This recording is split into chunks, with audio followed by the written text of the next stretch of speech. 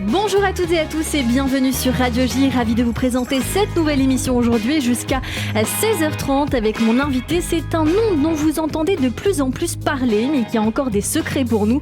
Auteur de 8 mètres carrés, dramaturge à l'origine des pièces de théâtre L'Invitation avec Gad Elmaleh ou encore Les Grandes Ambitions. Avec Matt Pokora, Adrien Racah vient nous faire découvrir sa nouvelle œuvre Suite Royale, coécrite avec Judith Elmaleh et jouée en ce moment par Elie Semoun et Julie Debona, mise en scène par Bernard Murat au théâtre La Madeleine. L'occasion alors, comme toujours, de découvrir notre invité aujourd'hui sur nos plateformes streaming sur radioj.fr et sur Radio J. 15h, 16h30, Cyrielle Sarah Cohen. Radio J. Bonjour Adrien Racah. Bonjour. Je vous sens très observateur de la photo qui est derrière moi. Non, c'est déroutant, mais... C'est vous. C'est une très jolie photo, d'ailleurs, je tiens quand même à le signaler. Merci beaucoup d'être mon invité aujourd'hui pour découvrir votre actualité. Bien sûr, dans cette émission, c'est l'objectif, mais aussi l'envie de découvrir qui vous êtes au-delà de ce que vous faites. On y va ? Très bien, merci à vous de me recevoir. Adrien Racah, vous êtes né le 30 septembre à Paris, 1984. Pas plus d'informations sur vous et alors l'envie bien sûr de vous demander dans quel genre de famille vous avez grandi et quel enfant vous étiez petit. J'ai grandi dans une famille juive séfarade de Tunisie avec un frère et une sœur et avec beaucoup d'amour et beaucoup d'affection, voilà. Vous étiez comment petit ? J'étais un enfant, je pense, en colère. Je sais pas pourquoi, je sais pas d'où ça vient. Mais ouais, j'étais un enfant un peu perturbateur, un peu dissipé. Ça a changé. Ça n'a pas tant changé que ça, mais... c'est intérieur maintenant. Mais c'est intérieur, voilà. Ouais. La colère passe différemment par les écrits ou par... Et vous avez jamais déterminé pourquoi la colère ? Non, je sais pas, je saurais pas trop expliquer, mais c'est vrai que c'était l'enfance, l'adolescence, c'était un moment, j'ai eu hâte que ça passe. Un moment charnière pour vous. Ouais. Ok, on va le voir, parce qu'assez jeune, vous allez vous diriger vers le théâtre, mais pourtant vous ne côtoyez pas beaucoup le théâtre petit, vous allez faire des études de cinéma à la Sorbonne, parallèlement les cours Florent, et vous allez rencontrer Anne Bouvier, une personne un peu déterminante qui va signer la mise en scène de nombreuses de vos œuvres qui vont suivre, mais vraiment, de base, c'est le cinéma, votre vie. Ma grande passion, c'est le cinéma, c'est ça qui a fait que ma vie a changé. Quand à 16 ans, je découvre Marlon Brando dans Un tramway de mes désirs, je sens que quelque chose s'allume en moi. J'habitais à ce moment-là en banlieue, dans le 91. C'était pas forcément évident. C'était une banlieue un peu difficile. Massy Pas Massy, dans Sainte-Geneviève-des-Bois, dans le 91, près d'Evry. J'étais dans un collège qui était une ZEP. Un moment difficile. Puis je découvre ce film-là et ça change ma vie. Il y avait des vidéoclubs à l'époque. C'était en noir et blanc, je vois Marlon Brando et je me dis qu'il y a quelque chose ailleurs qui m'appelle. Et après, à partir de ça, je découvre tous les films et je passe mes nuits en cachette de mes parents à regarder des films, les films de De Niro, de Pacino, de Dustin Hoffman. On va en parler dans cette émission parce que je crois que les années 50 et 60 ont assez nourri, je crois, vos œuvres. En tout cas, je crois, vos voyages pour Enoch. On va en parler parce que vous avez beaucoup cité ces œuvres-là, on va y revenir. Mais vous avez aussi l'envie de créer. Vous faites d'autres études de littérature ou pour la suite, vous êtes 100% autodidacte.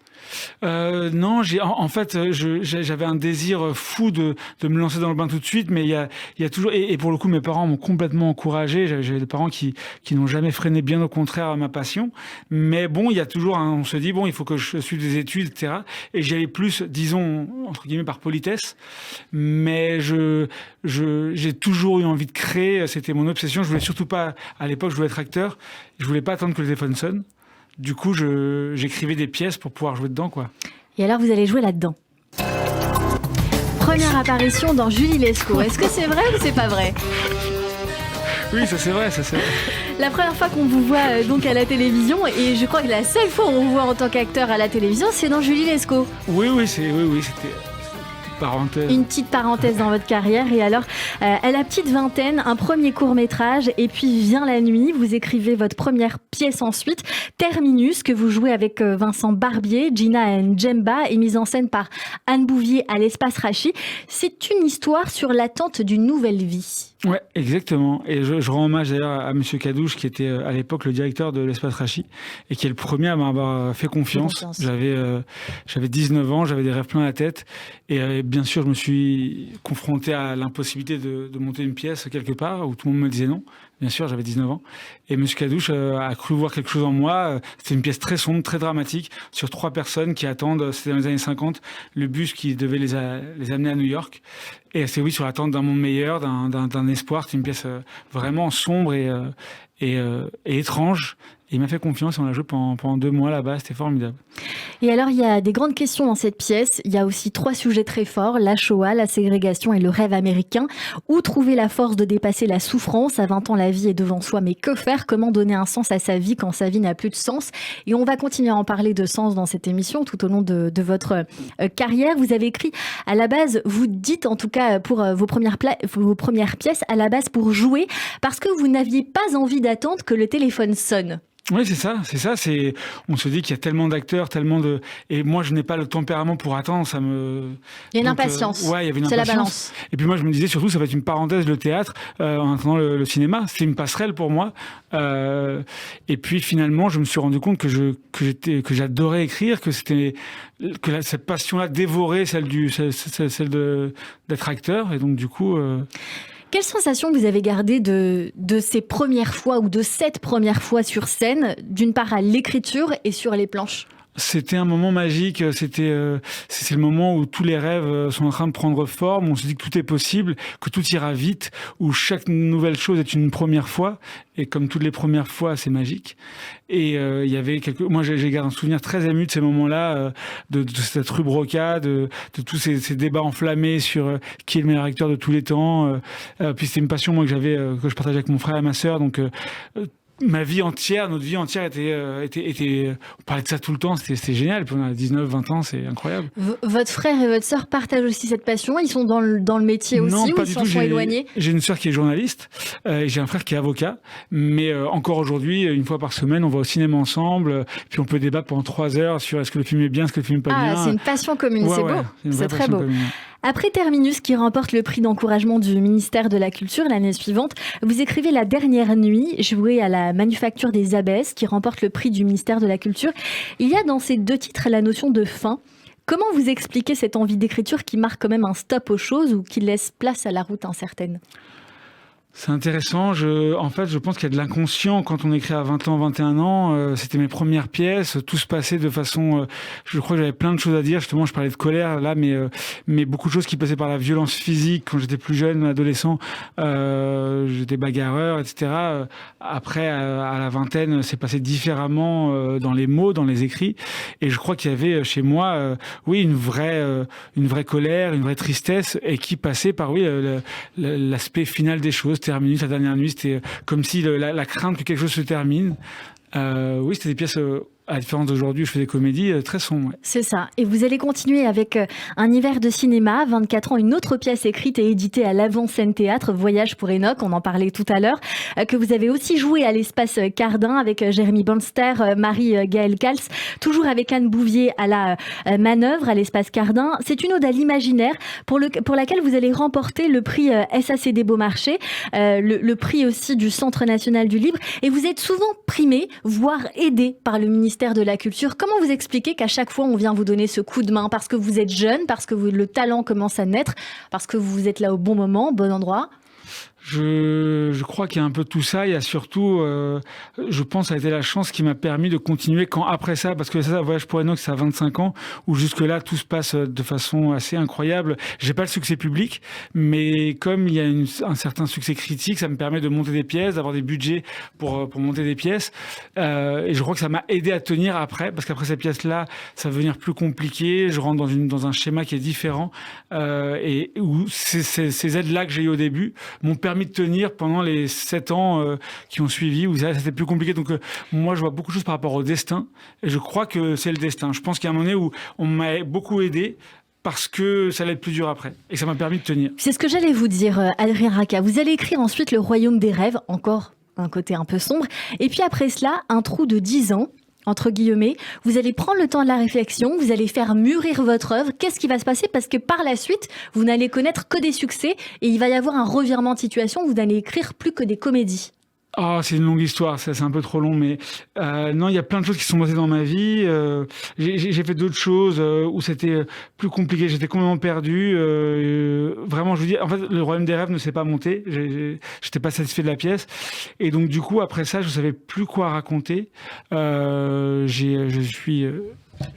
suis parti au Brésil, je suis revenu, et j'étais un petit peu perdu, et ça a duré très très longtemps. Et je me suis beaucoup remis en question, j'ai remis en question beaucoup de choses.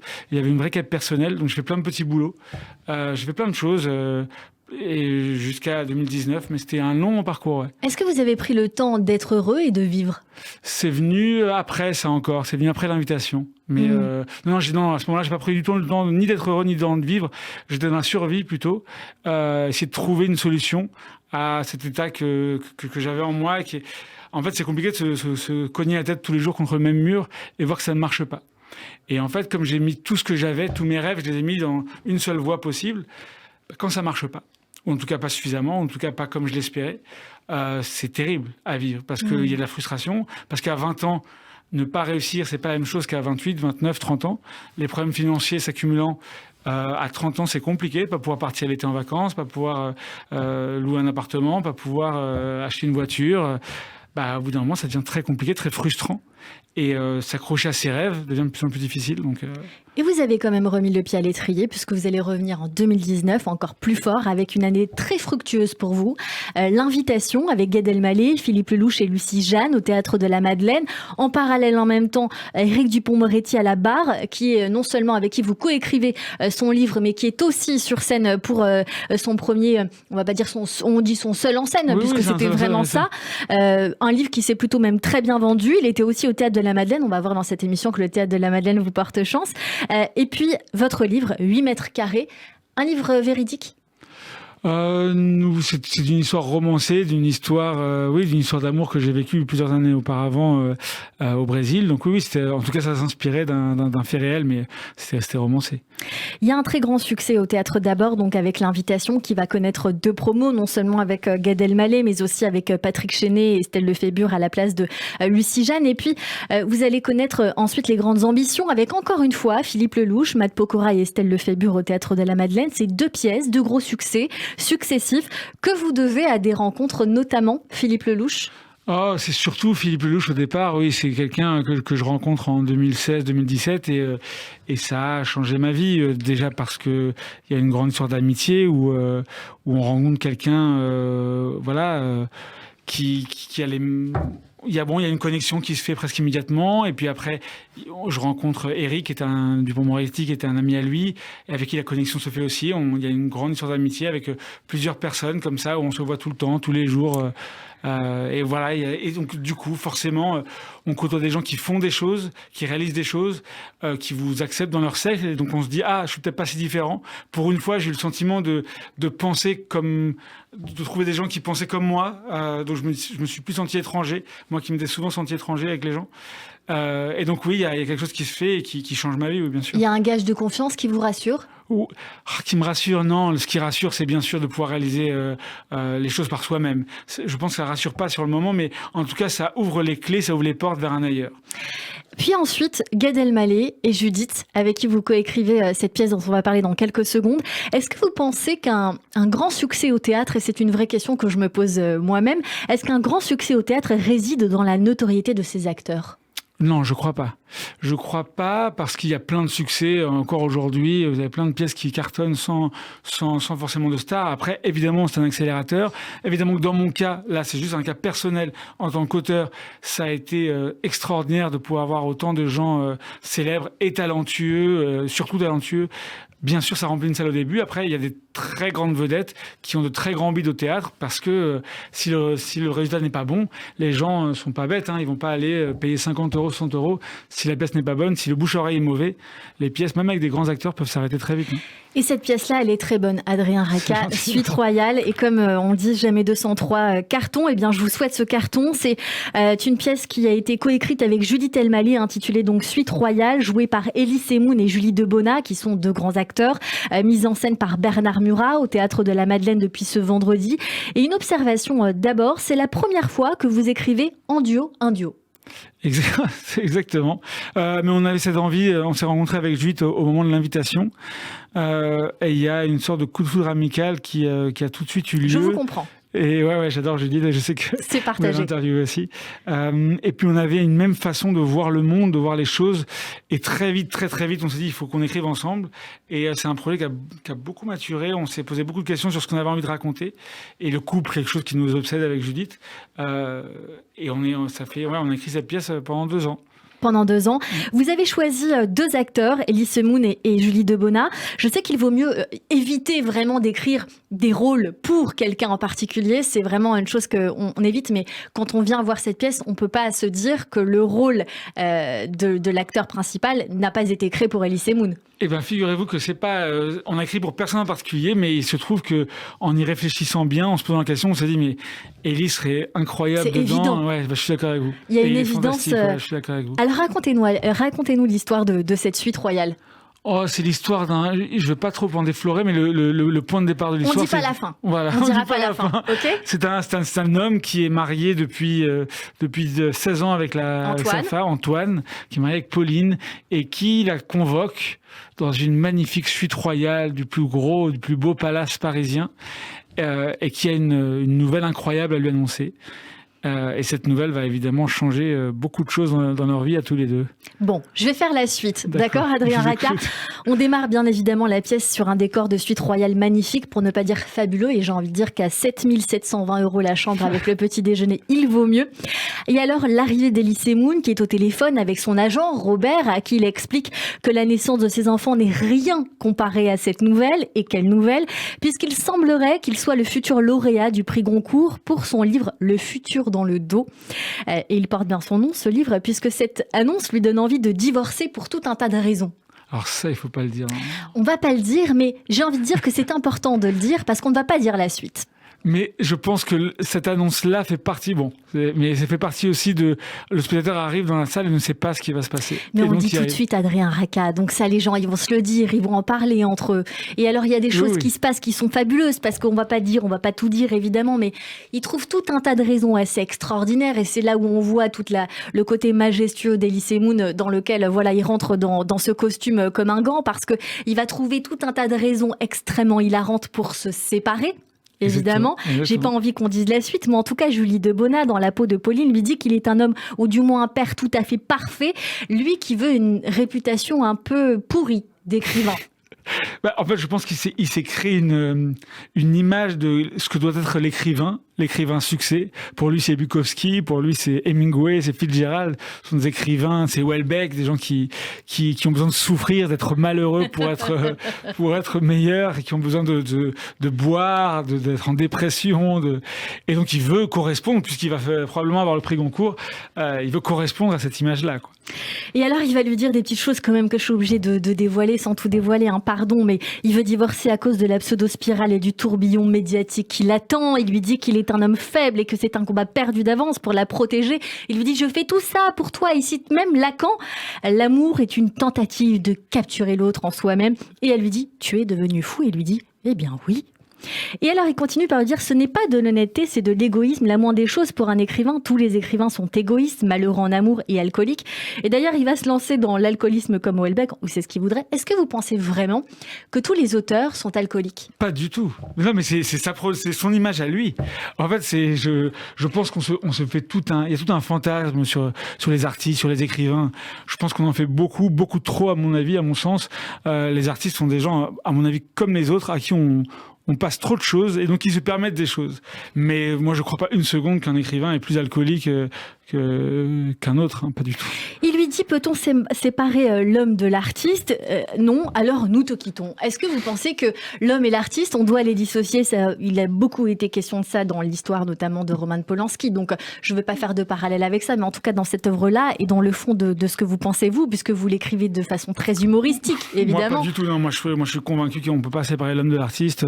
Je suis, moi, à chaque fois scandalisé quand je vois des anciennes émissions d'apostrophes, etc., où je vois, par exemple, Maznev parler de choses odieuses en disant: mais je suis un écrivain, j'ai le droit de tout raconter, même les choses les plus... Un écrivain a le droit d'être le plus odieux. Je ne crois pas une seconde à ça. pas du tout. Une injustice aussi que l'on observe, Adrien Racah, souvent dans la vie et souvent dans la vie d'artiste en tout cas, et vous me direz si ça vous le pensez vraiment ou pas dans la vie, les femmes épaulent beaucoup les hommes qu'elles soutiennent parce que ce sont des artistes en devenir très souvent, et parfois quand la notoriété arrive, on ne peut pas citer d'artistes et je ne le ferai pas, mais on a des images en tête et des noms, eh bien ces artistes-là, ces hommes en règle générale quittent les femmes. C'est une observation de la vie ça ?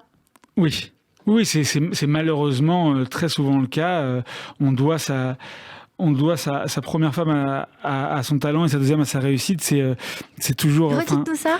On doit sa première femme à son talent et sa deuxième à sa réussite. C'est-à-dire qu'en fait, je pense que malheureusement, il y a chez certains, et je crois que c'est quasiment, enfin c'est très souvent en tout cas une erreur, c'est de penser que quand on réussit, il faut tout changer, il faut voir ailleurs, il faut voir mieux.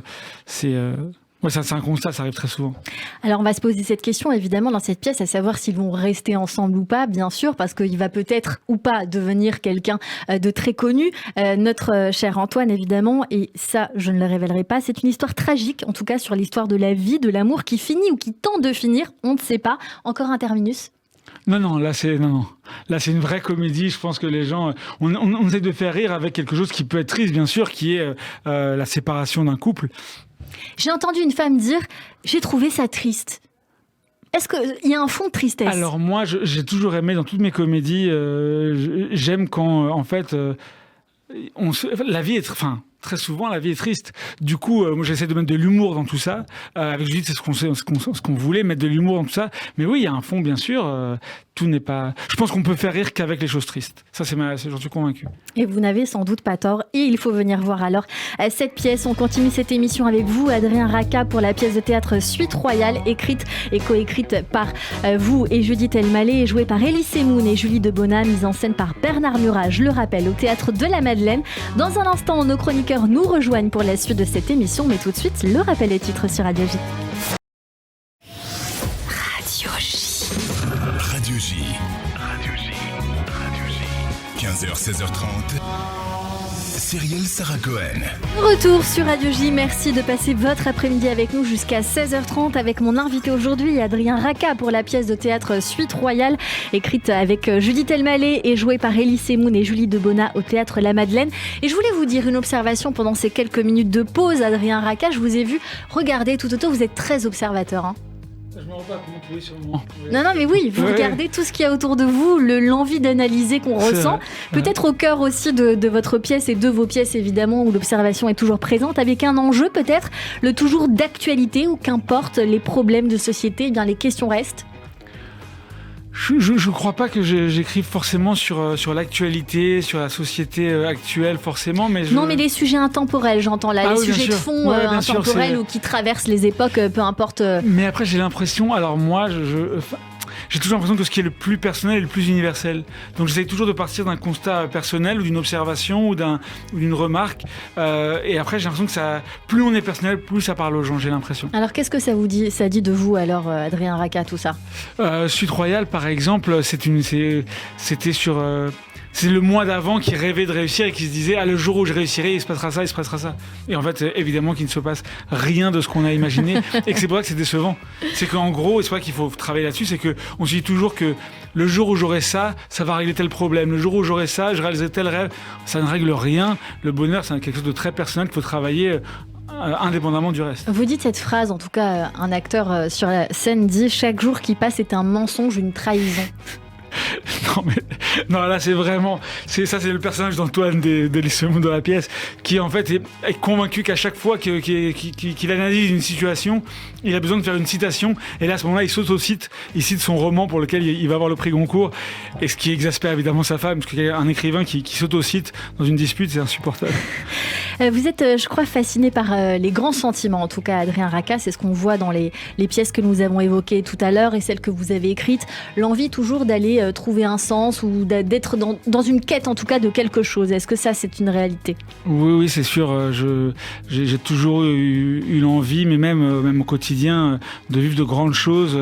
Et les grandes choses, ça peut être des petits riens, mais qui sont c'est vrai, des grandes envolées, des grandes passions, des grandes amitiés, des grandes histoires d'amour, des grandes. Je vous dis, on peut, avec mon frère et ma sœur, vraiment, on peut passer 3 heures à s'engueuler sur un film parce qu'on n'est pas d'accord, et ça va être pour nous la chose la plus importante sur le moment. Rien ne compte plus que ça, mais tout est prétexte à la passion. On va en parler des livres et des films de votre vie dans un instant avec Jérôme Goulon. Et d'abord, je sais que bientôt, vous allez sortir un livre, un 2e roman en mars 2023 qui s'appelle « À la vie, à la mort » chez Michel Lafon. Un petit peu d'histoire. Le pitch, c'est très simple. C'est 4 amis d'enfance qui, depuis le lycée, depuis la terminale, jouent tous les vendredis au loto. Ils ont pris cette habitude-là. Tous les vendredis, ils jouent au loto.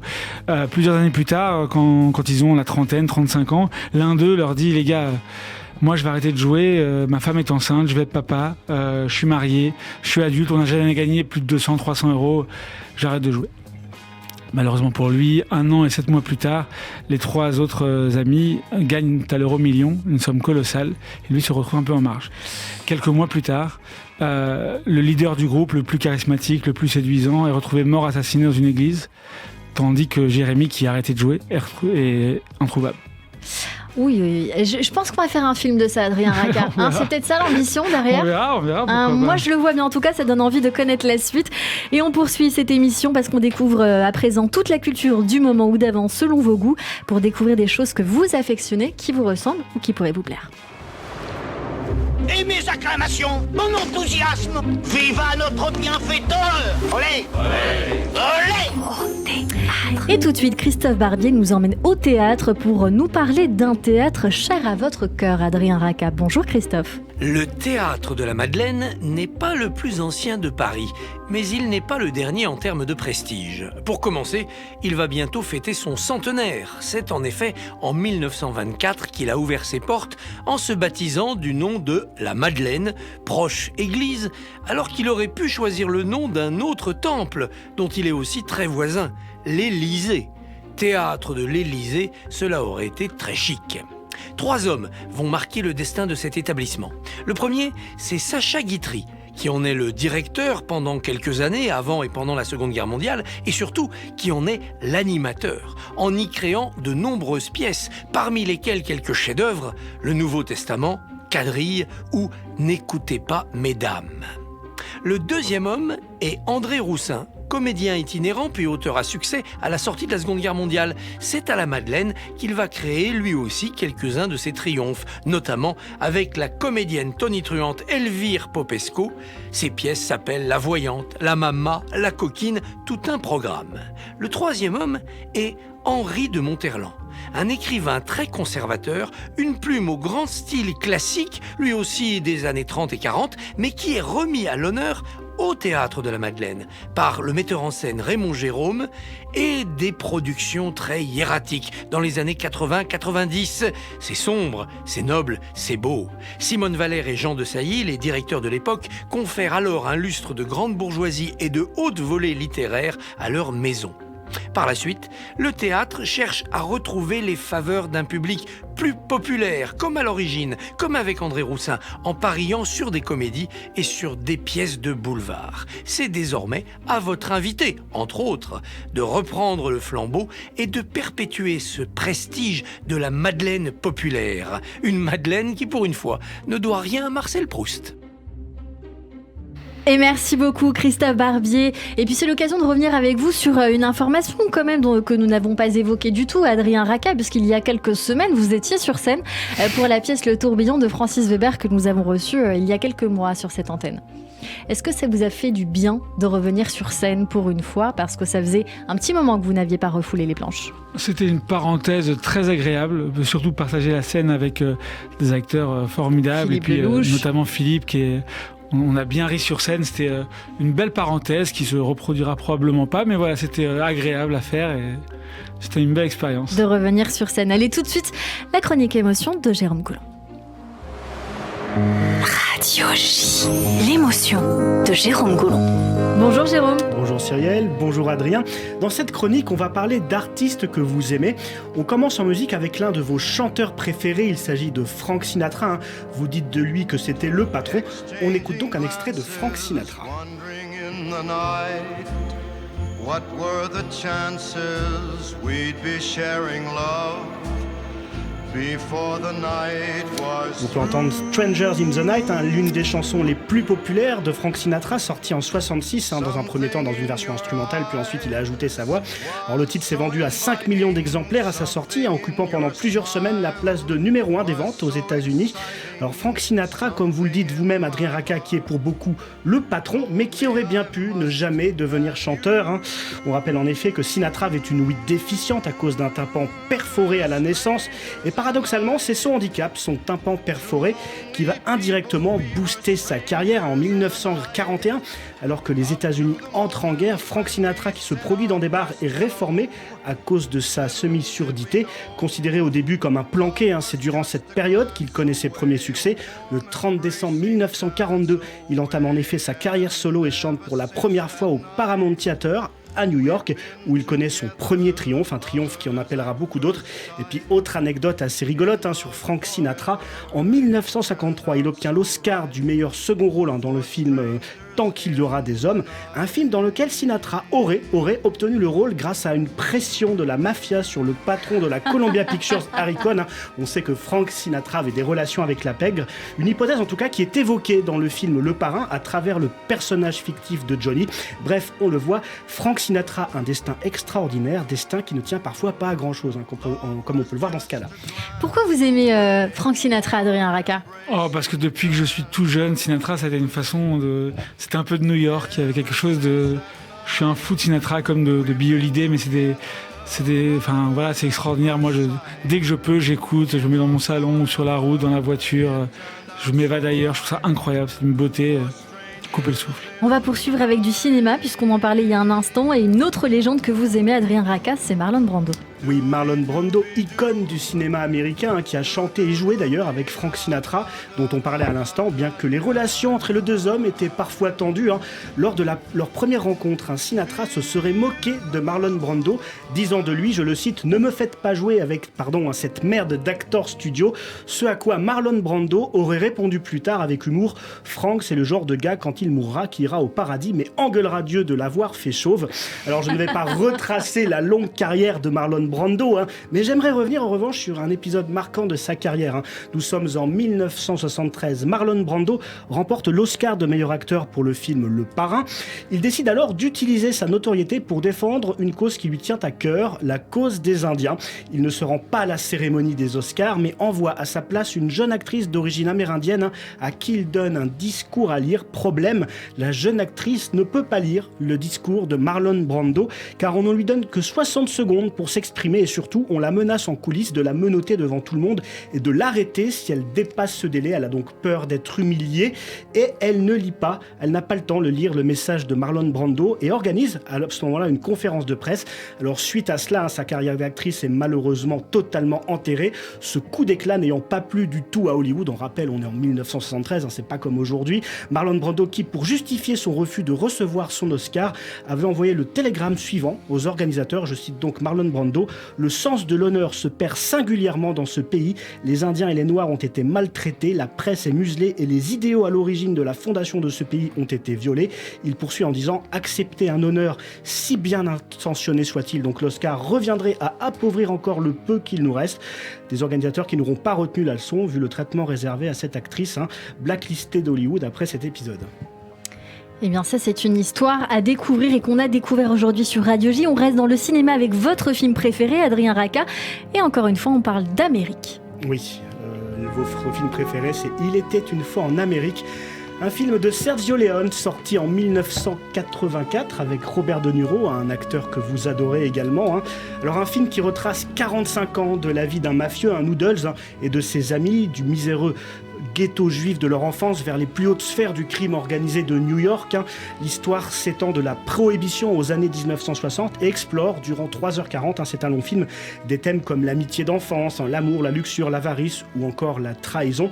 Alors pour la petite anecdote, puisqu'on évoquait à l'instant Le Parrain avec Marlon Brando, eh bien ce film avait été proposé en premier lieu à Sergio Leone, qui aurait dû le réaliser. Oui mais voilà, Sergio Leone, eh bien il avait à l'époque refusé de faire Le Parrain afin d'écrire lui-même son propre film de gangster. Il était une fois en Amérique. Un film qui sera le dernier de Sergio Leone, puisqu'il mourra 5 ans après la sortie de ce film.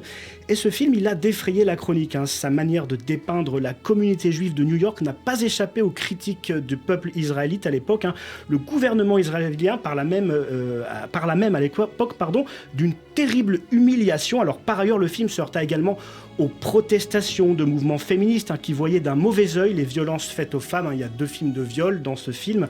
Et en 1984, c'est des choses qui choquaient, même si aujourd'hui ça choque évidemment. Mais bon, on n'était pas habitué à ça.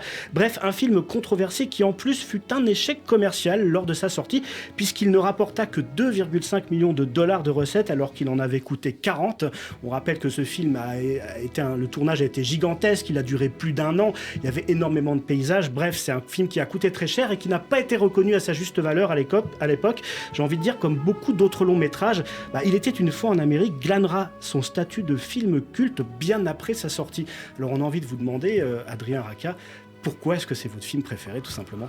Je conseille à tous nos auditeurs de regarder ce film. C'est un chef-d'œuvre absolu.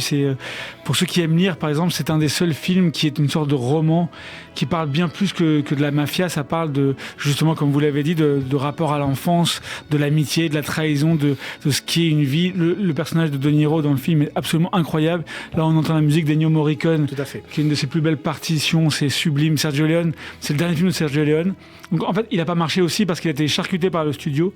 Le film fait 2h30 au cinéma, alors qu'en fait, il en faisait 4h30.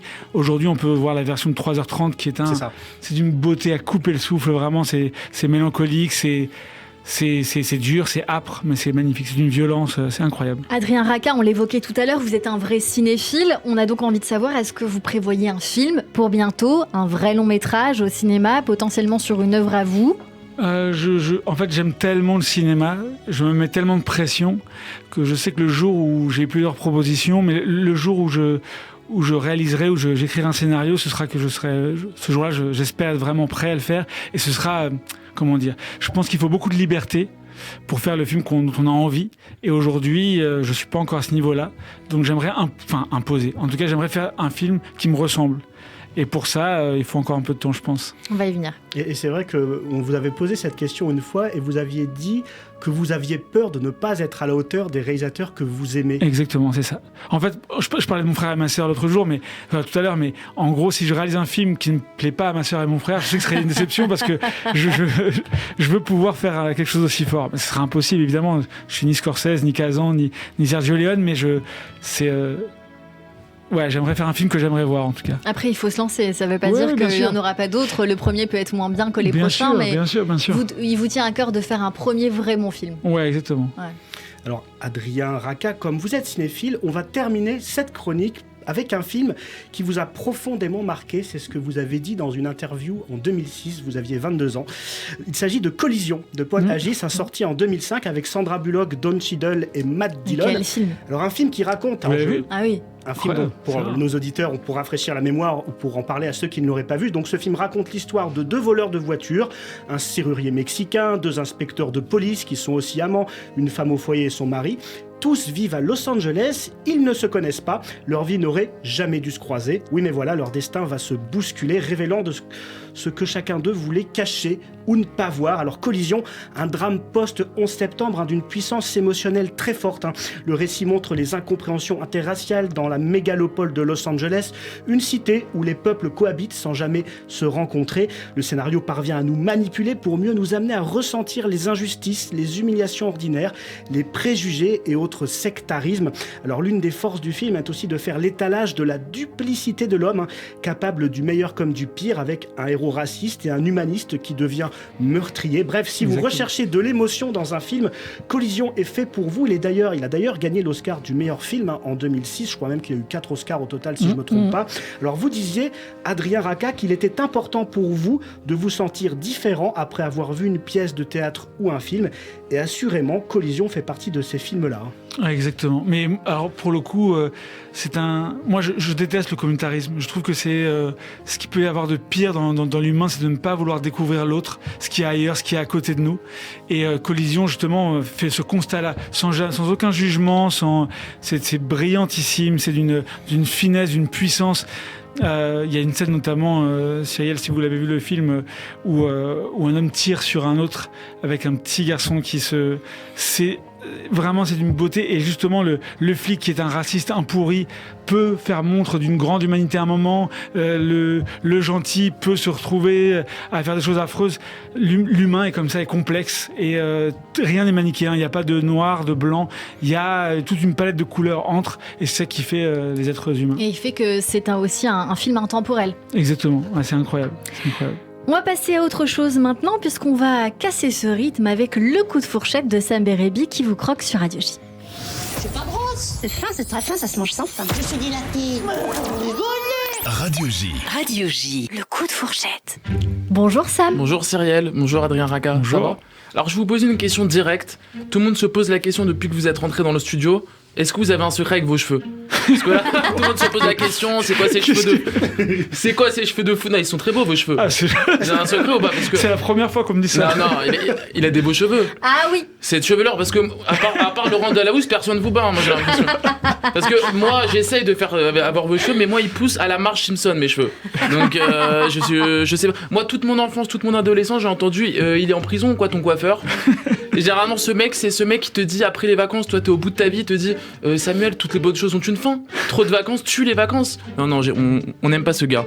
Alors, je vais parler de votre plat préféré. Enfin, j'ai pas trouvé votre plat préféré, mais comme vous êtes d'origine tunisienne, je vais parler d'un plat sain, équilibré, peu connu par les Tunisiens, l'abkaïla.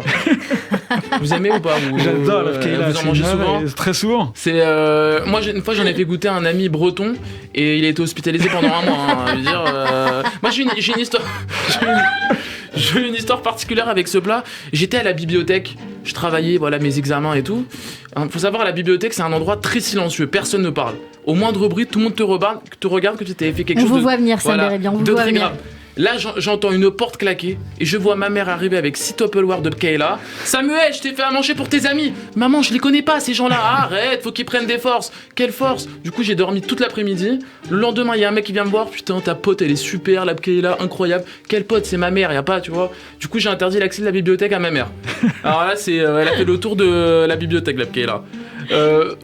Je sais que vous adorez lire et que vous plaignez les gens qui lisent pas. Parce que j'ai lu, et vous avez raison, c'est vraiment, vous lisez, tout le monde lit ici, c'est incroyable. Et souvent les gens disent que les jeunes ne lisent pas. Je suis pas d'accord. Vous savez le temps que ça prend de lire les commentaires TikTok et Insta ? Mais en fait, moi je lis, mais j'ai un peu été traumatisé par la lecture à l'école. Je sais pas quel genre d'élève vous étiez à l'école, si vous étiez un élève studieux. Non, c'est dissipé. Dissipé ? Moi j'étais dissipé, mais en fait le problème à l'école c'est qu'ils te donnent un temps limité pour lire le livre. Et du coup, tu commences à faire des calculs de fou dans ta tête. Si je lis 30 pages par jour, est-ce que je vais réussir ? Et t'arrives jamais. Et du coup, t'es à la recherche du fameux résumé miracle que tu trouves jamais. Il y a des gens que je respecte à l'école. Ils sont là. Ils ont tout mon respect. Vous avez toute mon admiration. C'est les tricheurs. Alors eux, ils sont... Moi, à peine je pense à tricher, j'ai l'impression que la prof, elle a déjà appelé la police. C'est un truc de fou. Alors, j'ai lu aussi que vous avez appris à dire « je t'aime » tous les jours à votre mère. Grâce au livre, le livre de ma mère. C'est vrai. C'est vrai ? Vous dites tous les... Pas tous les jours, pas tous les assez, jours. Mais c'est vrai que les femmes aiment bien qu'on leur dise je t'aime, les filles. D'ailleurs, vous avez un carnet, je pense, où vous notez le nombre de fois où on vous dit je t'aime, et si c'est inférieur, vous le prenez la tête. La dernière fois, j'étais avec ma copine, elle me dit Samuel, tu me dis plus je t'aime. J'ai dit chérie, je te l'ai dit 10 fois aujourd'hui quand même, il n'y a pas non plus... voilà. Donc, c'est vrai que c'est important de dire je t'aime. Je vais finir par là, c'est important de dire je t'aime. Merci beaucoup. Et on vous aime, Sam Bérébi. Merci pour cette beaucoup de réussite avec votre pièce, et voilà. C'est gentil, merci. Et on va aller la voir. Judith Elmaleh m'a beaucoup parlé, elle m'a dit il y a beaucoup de talent. Et ben ça se confirme, il est de mieux en mieux, Sam Bérébi. On vous retrouve sur votre compte Instagram Sam Bérébi avec un Y, hein, il faut le retenir évidemment. Et en podcast sur le YouTube de Radio J, radioj.fr et toutes les plateformes d'écoute de l'émission. On se revoit jeudi, Sam. Jeudi. Allez, à jeudi, Sam Bérébi sur Radio J. 15h, 16h30, Cyrielle Sarah Cohen. J. Et vous restez encore avec nous évidemment dans un instant, notre séquence tac au tac, les questions de nos auditeurs, notre coup de cœur du jour et notre experte aujourd'hui Sandy Boulanger pour le portrait de notre invité aussi en fin d'émission. Sachez que vous pouvez questionner notre invité. Pour ce faire, appelez-nous au 01 53 75 26 26 01 53 75 26 26 ou bien en Facebook Live. Évidemment, tout de suite, un petit peu de musique, Frank Sinatra, la pause suivie du journal de l'info et on revient sur Radio J. Radio J. 15h, 16h30. Cyrielle Sarah Cohen. De retour sur Radio J, merci d'être avec nous. Si c'est le cas depuis le début, merci beaucoup de votre fidélité. Si vous nous rejoignez, bienvenue pour découvrir davantage d'infos sur notre invité aujourd'hui, Adrien Racah, pour la pièce de théâtre Suite Royale, je le rappelle encore, coécrite avec Judith Elmaleh, jouée par Elie Semoun et Julie Debona au Théâtre de la Madeleine en ce moment. On va passer tout de suite à la séquence tac au tac. Adrien Racah, vous allez me dire, mais qu'est-ce que c'est que ça ? Eh bien, 10 questions et 10 réponses courtes en 2-3 mots. On tente ? Ok, on y va. C'est parti. La recette de l'amour, Adrien Racah, c'est s'aimer soi-même. Le ou les sujets qui vous préoccupent le plus en ce moment.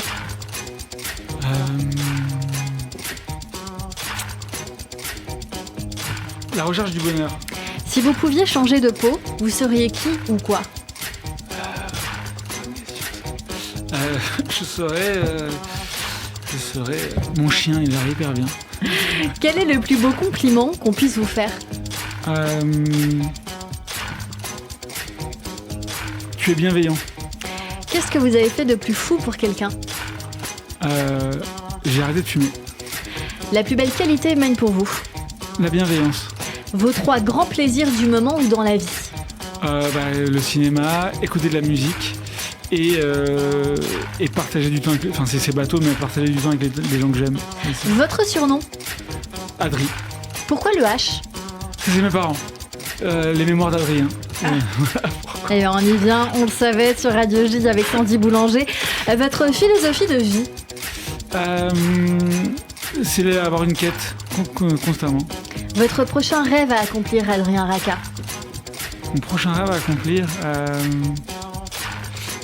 vraiment là je suis dans une quête personnelle, c'est juste essayer d'être la meilleure version de moi-même. Le dernier mot ou la dernière phrase que vous aimeriez prononcer ? C'était bien. Notre émission continue et c'est toujours bien sur Radio J. Radio J. 15h, 16h30. Cyrielle Sarah Cohen. Et tout de suite les questions de nos auditeurs avec 3 questions. L'acteur que vous voudriez mettre en scène, question d'avenir. Pierre Arditi. Hein ? Pourquoi Pierre Arditi ? Parce que c'est un acteur qui m'a toujours fait rêver. J'allais au théâtre plus jeune de ma banlieue et j'allais au théâtre Édouard VII. C'est d'ailleurs pour ça que je rêvais de travailler avec Bernard Murat aussi. Et je voyais cet immense acteur interpréter des rôles d'homme lâche, veule, menteur, avec une brillance, une maestria. Ouais, c'est Pierre Arditi. On lui lance en tout cas cette demande. Deuxième question, 8 mètres carrés, est-ce que c'est une histoire vraie ? Je crois qu'on a un petit peu eu la réponse tout à l'heure. Et une troisième question de Johanna, un rôle que vous aimeriez jouer vous au cinéma ou au théâtre ? Est-ce que c'est toujours une envie déjà ? Non, plus du tout. Plus du tout. Non, j'ai plus envie d'être acteur. Je suis très... En fait, pour être honnête, j'ai découvert Marseille, j'ai déménagé à Marseille et du coup, en fait, la seule chose à laquelle j'aspire, c'est de partir le plus souvent à Marseille. Et quand on joue au théâtre, on est tous les jours à Paris, etc. Et moi, c'est vrai que j'ai découvert cette ville depuis 3 ans. Et... Pourquoi vous avez choisi Marseille ? J'ai eu ma femme avait vécu 5 ans là-bas. Moi, j'étais un fan de l'OM et j'ai découvert cette ville en week-end avec elle. Et j'ai eu un coup de foudre, comme on a un coup de foudre... pour une femme ou pour un ami, voilà. Et je trouve cette ville incroyable. Et on vous comprend. Merci beaucoup pour ces réponses à nos auditeurs. N'hésitez pas bien sûr à nous contacter tous les jours du lundi au jeudi pour questionner notre invité en direct sur Radio J. 15h, 16h30. Cyrielle Sarah Cohen. Radio J. Et tout de suite, un coup de cœur que j'aime beaucoup, Sophie Solivo avec son titre Live, un live enregistré à la Serre Musicale à Paris. On découvre et on en parle avec elle en direct sur Radio J. You better go, you know there's a lot of things I wanna tell you, but I gotta go, you better leave. Let me show you what I do now. If you were right here, but it's not time to make you live before we both turn our backs. You ought to know you got a soul I wanna see. Now let me see someone lonely. Someone lonely. Let me see.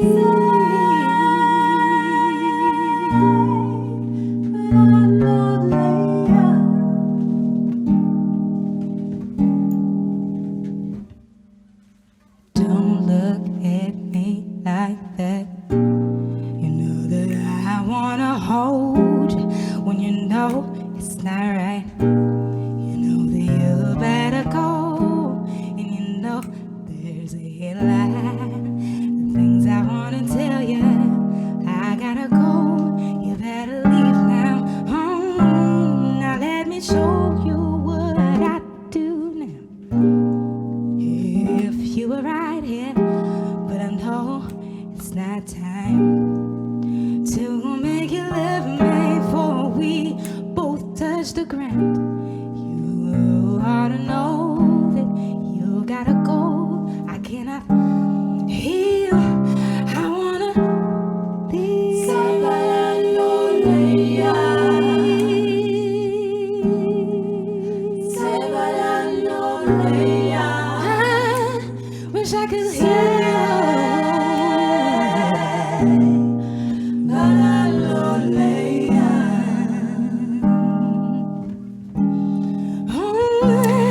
On est en train d'écouter Sophie Solivo avec un Y aujourd'hui sur l'antenne de Radio J avec ce titre Live qui est complètement incroyable. Merci beaucoup Sophie d'être avec nous sur l'antenne de Radio J. On découvre un peu votre univers évidemment qui nous laisse un peu bouche bée nous en studio. Je tiens à dire que vous êtes harpiste. On n'a pas eu les moyens aujourd'hui d'avoir une harpe, c'était compliqué de faire un live, mais vous adorez la harpe. Et d'abord bonjour Sophie. Bonjour. Merci beaucoup d'être avec nous. De quoi parle cette chanson que vous avez écrite et composée ? C'est une chanson d'amour. Une chanson d'amour qui parle d'une histoire d'amour que vous avez vécue, que vous voudriez vivre ? Qui parle d'une histoire que j'ai vécue et que j'ai essayé de quitter tout du long. On sent cette petite retenue chez vous. Est-ce que ça vous fait quelque chose de vous entendre en radio ? Parce que peut-être que c'est la première fois, je ne sais pas, vous allez nous le dire. En tout cas, c'est un live que vous avez fait à la Serre Musicale. Moi, c'est comme ça que je vous ai découverte et je trouve que vous avez un univers très particulier, des styles qu'on aime énormément. Je ne sais pas si on peut citer Indy Harrier ou Rachel Ferrell, des artistes que vous aimez énormément, vos influences en tout cas. Carrément. Les influences qui nourrissent votre art. Je sais que vous préparez un album pour bientôt, un EP pour bientôt. Ce sera au printemps prochain, si je dis pas de bêtises, d'ici 2023 en tout cas. Ce sera des compositions que vous êtes en train d'écrire en ce moment. Tout est déjà écrit, composé. Et là, on est juste dans la phase de recherche du bon studio, du bon endroit, des bonnes conditions en fait pour pouvoir enregistrer. Est-ce que justement vous avez une petite demande à faire éventuellement sur un endroit, peut-être que des gens nous écoutent et peuvent vous aider pour avoir un studio, on peut vous donner un coup de pouce. Dites-nous qu'est-ce qui vous manque. En vrai, pour les studios, on est assez avancé. On est en train de faire le choix. C'est qui c'est moi et puis les personnes avec qui j'ai la chance de travailler. Donc il y a Inès Oumouchi. Qui chante avec vous en même temps sur cette chanson qu'on vient d'entendre ou pas ? Non, sur ce morceau, il y a Karine Oumouchi, qui est la sœur d'Inès, Mélie Mélus, Mélissa, et Ariane B. Et ça, c'est les 3 chanteuses qui m'accompagnent sur ce morceau. Et Inès, elle m'accompagne plus sur tout ce qui est prod, logistique, par rapport aux dates et tout ce qui est donc vous extra-musical. Vous avez un studio aujourd'hui. Est-ce que vous cherchez des dates ? Je sais que vous produisez beaucoup sur scène. Où est-ce qu'on a pu vous voir éventuellement ces derniers temps ? À la Flèche d'Or, à la Petite Halle de la Villette, au Disquaire. On a joué pas mal en Provence aussi. Parce qu'en fait, j'ai plusieurs projets. Il y a ce projet-là avec la harpe qui est mon projet principal. Mais je joue aussi avec plein d'autres musiciens. Donc Donc voilà. Donc ce côté un petit peu plus, si je puis dire, acoustique à la harpe, enfin je sais pas si ça se définit vraiment comme ça, et le côté aussi plus bête de scène comme on dit, où vous êtes accompagné. On a pu vous voir en début d'année aussi au Palais Tokyo, c'est bien de le rappeler, et vous êtes en train de lancer une campagne de crowdfunding. Parlez-nous-en, parce que j'imagine que c'est pour payer votre projet, hein, tout simplement. Exactement.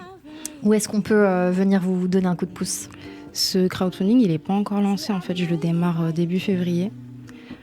Dès que j'aurai fini toute la préparation, et c'est vraiment, ça va permettre de financer en fait une partie de cette EP justement. Donc on va venir vous rejoindre sur vos réseaux sociaux, Sophie avec un Y Soliveau, VEAU à la fin. Vous serez en concert à la Flèche d'Or le 2 mars. On va venir nombreux pour vous écouter. On est en train. Le 23. Et aussi le 23 mars ou le 23 février ? Le 23 février avec une chanteuse incroyable que j'ai rencontrée chez FIP avec. Qui s'appelle comment ? Non, mais pas du tout. Elle s'appelle Frida. Ok. Et elle est explosive. Et elle m'a invitée avec aussi la chorale Marie Mananga, qui est une chorale afroféministe que je dirige, à cet événement sur la Black Joy pendant le mois des fiertés. Vous venez d'évoquer une chorale que vous dirigez. Justement, j'allais vous demander si vous donniez des cours de chant. Je ne sais pas pourquoi, je ne le sais pas. Est-ce que vous donnez des cours ? En tout cas, vous êtes, on sent une culture musicale assez poussive. Vous dites, je crois, afro-américaine. On entend clairement ces influences. Est-ce que vous avez pris des cours ? Vous donnez des cours ? Je donne plus vraiment de cours. J'anime des ateliers, donc plutôt pour des groupes de personnes. Okay. Sur le chant collectif, et après moi j'étais au conservatoire quand j'étais petite et j'ai passé un certain nombre d'années à étudier la harpe classique, le chant choral, le solfège, etc. Et j'ai aussi fait des compositions acousmatiques avec des trucs, des enceintes. Acousmatiques ? Ouais, en fait la musique acousmatique c'est un courant de musique contemporaine ou bruitiste. Et en fait, ça se joue dans des acousmoniums, donc c'est des espaces avec des enceintes tout autour des gens et le son est en 3D. Est-ce que c'est, par exemple, une enceinte, un son différent ou un instrument différent et ça joue en même temps ? Ça peut être ça. L'idée, c'est vraiment que ce soit une expérience immersive. On va vous mettre en relation avec Raphaël Mezrahi qui a un projet un peu similaire à ce que vous êtes en train de dire. Et ça donne une idée, donc pourquoi pas. Sophie Soliveau, je ne peux pas vous laisser partir sans chanter. Il nous reste vraiment pas beaucoup de temps, mais j'ai vraiment envie de vous entendre en live parce que là, on se dit qu'on vous entend, c'est un live qui est rediffusé, mais les gens se disent, est-ce que c'est elle ou c'est pas elle ? Donc, on peut faire un truc a cappella ? On peut ? Ah ouais, carrément. Allez, on y va. C'est quand vous voulez.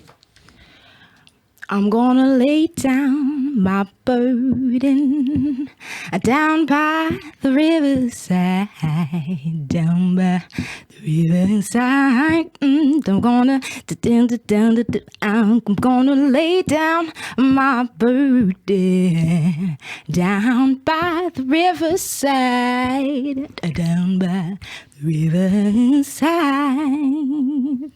Merci beaucoup Sophie Soliveau, merci mille fois d'avoir été ce coup de cœur sur l'antenne de Radio J. Je rappelle vraiment vos réseaux sociaux, Instagram Sophie avec un Y, un E, Soliveau, IVEAU. On va venir vous retrouver également sur YouTube ou encore Facebook et vos autres réseaux sociaux. Merci beaucoup pour cette très très belle découverte. Je peux faire une dernière annonce ? Ah bah évidemment. Parce que pour la demande, en fait, au niveau des studios, ça va, on est bien. Mais par contre, je n'ai pas de harpe. Ah bon ? Voilà. Eh je n'ai jamais possédé de harpe. Donc à chaque fois, vous l'empruntez ou on vous la prête ? J'ai une harpe de location qui n'est pas du tout l'instrument qu'il me faut et je suis en recherche depuis des mois pour avoir l'instrument dont j'ai vraiment besoin pour travailler. Est-ce qu'il vous faut une harpe précise ? Est-ce qu'il y a Il me faut une harpe bleue. Une harpe bleue. La harpe bleue, c'est une harpe électroacoustique. Alors, elle n'est pas forcément toujours bleue, mais souvent elle l'est. Et c'est l'instrument dont j'ai besoin. Est-ce que vous voudriez que quelqu'un vous l'offre éventuellement ou vous êtes financièrement pour l'acheter ? C'est une idée. Écoutez, non, mais peut-être qu'il y a des gens qui nous écoutent, allez savoir, hein, des fois, les choses de la vie. Sophie Soliveau, merci d'avoir été mon coup de cœur du jour sur l'antenne de Radio J. Je rappelle, et je ne cesse de le répéter, si vous voulez vous aussi faire découvrir votre musique, votre univers ou votre projet, vous pouvez en nous écrivant sur le site de Radio J ou sur notre Instagram. Tout de suite, la suite, le portrait de notre invité. Radio J. 15h, 16h30, Cyrielle Sarah Cohen. Radio J. Radio J. Le portrait psychologique. Vous a pas du tout oublié, Adrien Racah. Je ne sais pas si vous saviez, mais vous pouvez vous douter. On a voyagé, hein. C'était beau. Eh bien, on va débriefer ces minutes passées ensemble. Tout de suite, c'est donc votre portrait vu par Sandy Boulanger. Je crois qu'on vous a gâté aujourd'hui, Sandy. Ah bah oui, bonjour Cyrielle. Bonjour Adrien Racah. Bonjour. Oui, vous m'avez gâté, vous nous avez gâté. Quelle générosité, quelle sincérité, ouverture. Mais merci beaucoup de nous avoir partagé tout ça de vous. Vous savez, quand on vit comme ça dans la créativité et un peu une autre sphère qu'un quotidien basique, on oublie aussi que c'est intéressant de partager autre chose que la personne que l'on est à travers le travail que l'on fait. Donc vraiment, vous nous avez gâtés. Merci beaucoup.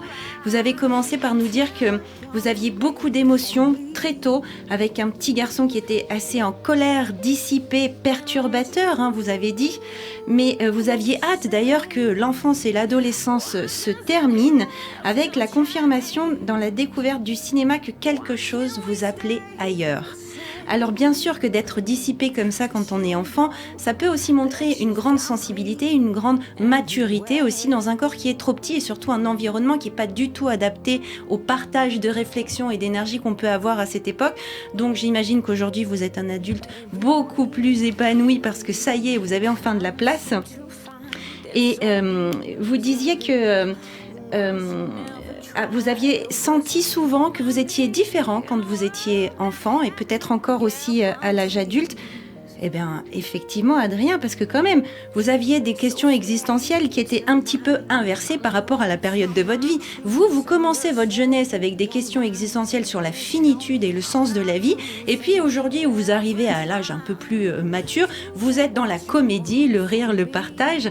Donc, vous aviez quand même très tôt, effectivement, des questions qui n'étaient pas forcément à l'ordre du jour. Vous aviez des rêves plein la tête à 19 ans et puis finalement vous décidez de ne pas attendre et je pense que ça vous poursuit toujours, cette espèce d'impatience un peu comme une urgence de vivre. Alors pour ne pas attendre, vous aviez écrit, vous aviez bien fait parce que tout de suite vous aviez en plus été reconnu.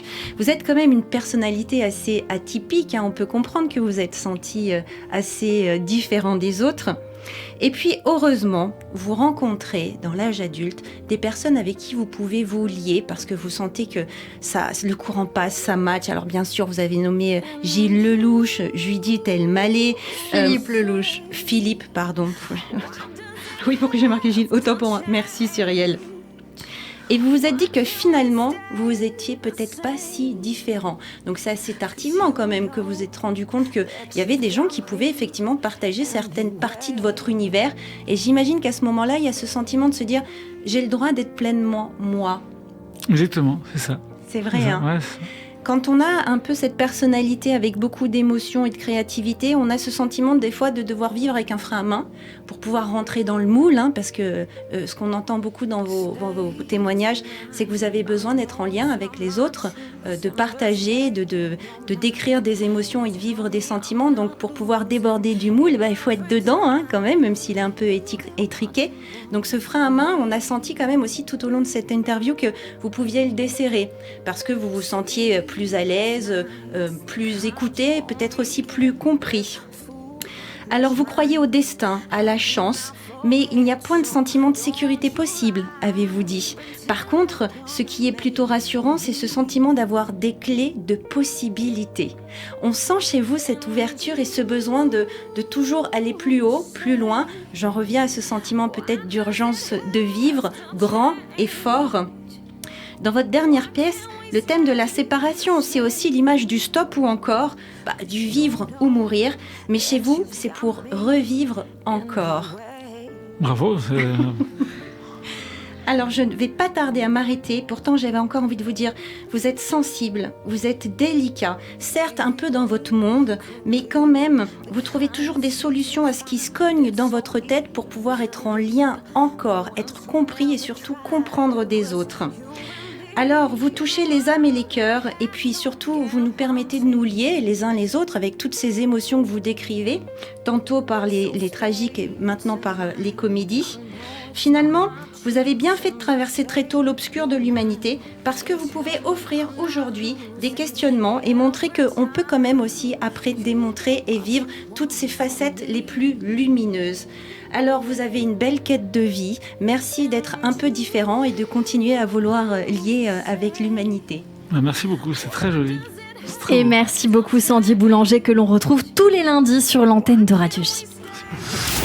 15h, 16h30, Cyrielle Sarah Cohen. Radio J.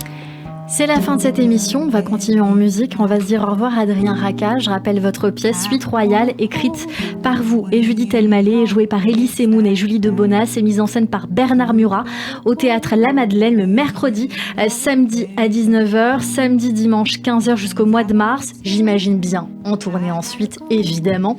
Merci pour cet échange, un petit mot de la fin. Merci à vous, c'était un très agréable moment que j'ai passé, merci beaucoup. Eh bien merci à vous d'être venu Adrien Racah, ça nous a permis de mieux vous découvrir enfin sur l'antenne de Radio J. Merci beaucoup à l'artiste Sophie Solivo, à suivre et à resuivre, d'avoir été mon coup de cœur du jour sur Radio J, à la réalisation audio et vidéo Benjamin Arnaud et Clément. Notez que vous pouvez réécouter cette émission évidemment en podcast sur le site officiel de Radio J, radioj.fr, YouTube, toutes les plateformes de streaming. Merci à toutes et à tous de nous avoir suivis et rendez-vous demain dès 15h avec l'humoriste Tristan Lopin. À demain et puis belle journée à tous sur Radio J.